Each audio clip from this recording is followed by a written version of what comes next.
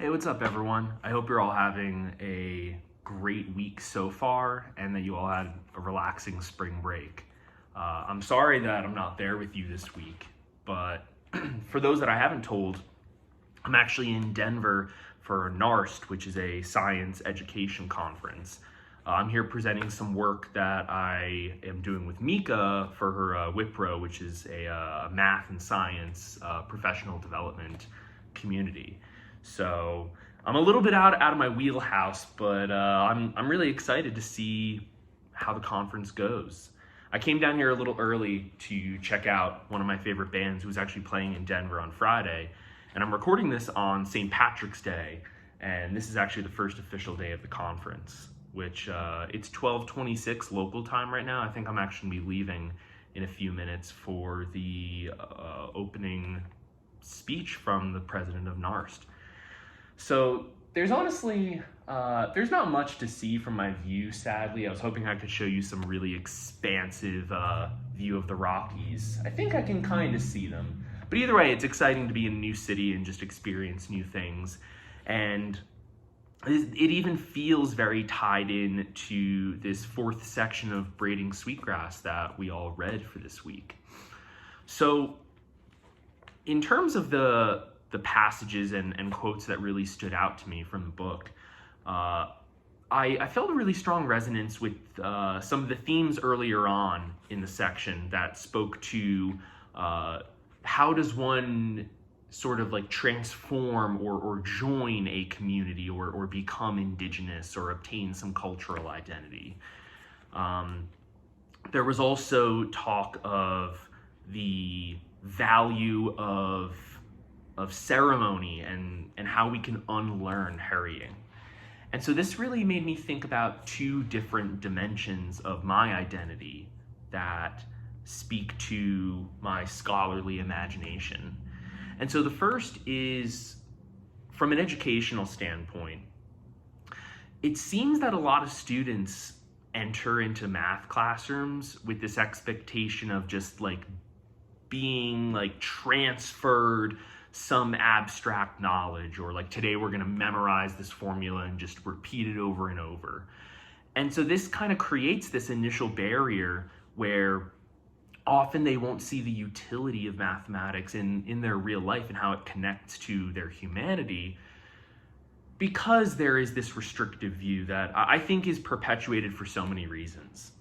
And so this theme of unlearning hurrying really resonated strongly with me, because my calculus class that I'm teaching this semester, we're actually technically a little bit behind schedule. I think we're like maybe 1 or 2 sections behind.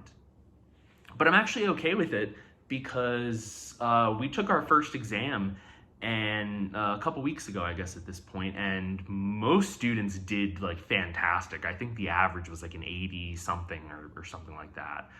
And so yeah, we're not staying quite on pace, but looking at the calendar, I mean, it looks like we're gonna have more than enough time to get through everything, and we're also making time for much deeper, stronger, like tethering of these concepts to the branches or fields of study that they're immersing themselves in.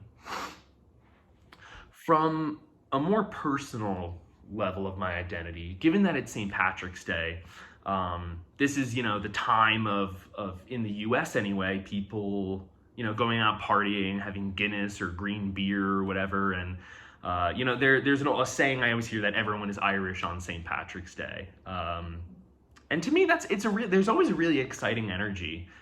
I'm going to try to go out to an Irish place maybe later today and see what it's all about.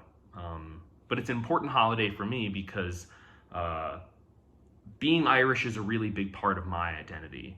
My parents being born and raised in Ireland and going back there really often throughout my whole childhood and my adulthood, and even being there during St. Patrick's Day, it's always interesting to see that in Ireland, it's much more of like a religious and sort of like cultural, like ethnic holiday, versus in the US, it's much more of like a partying, drinking sort of holiday.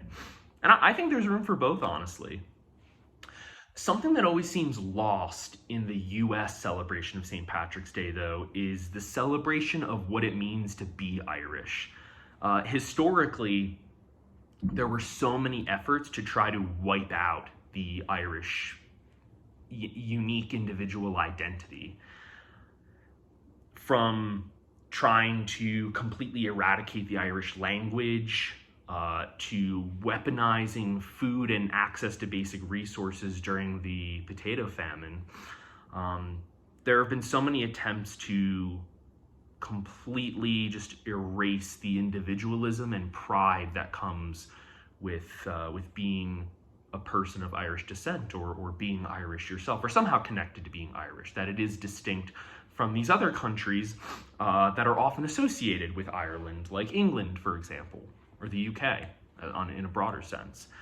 And so from that dimension, I'm all for welcoming everybody into the spirit of St. Patrick's Day, which I think at its core is to celebrate this idea that one of the most popular sort of cultural identities that exists in the Western world really seems to bring people together. And I think keeping it channeled in this idea of, it's less about, how many Guinnesses can you pound back, or like how many green Bud Lights or whatever beer is being dyed green can you chug in however much time. That's all great, and I think people deserve to have fun and let loose. But I also think there should be focus brought to what it means to expand our conception of culture and belonging and identity. And that in this way, we can also build stronger ties across different cultures and unite ourselves in our humanity. So whatever you did for St. Patrick's Day, I hope you had a great time. And I hope you thought about, if you are Irish, I hope that you were reflecting a lot on your personal culture and experiences and heritage. And if you're not Irish, I hope it was a chance for you to maybe feel a little bit of that pride, at least for a day. Because I'm definitely proud to be Irish. It's a really big part of who I am, and it's a big part of how I teach and what I bring to the table and everything that I do. So I miss you all. I hope that you all have a great rest of your week, and I'll see you all soon and let you know how the conference goes. So until next time.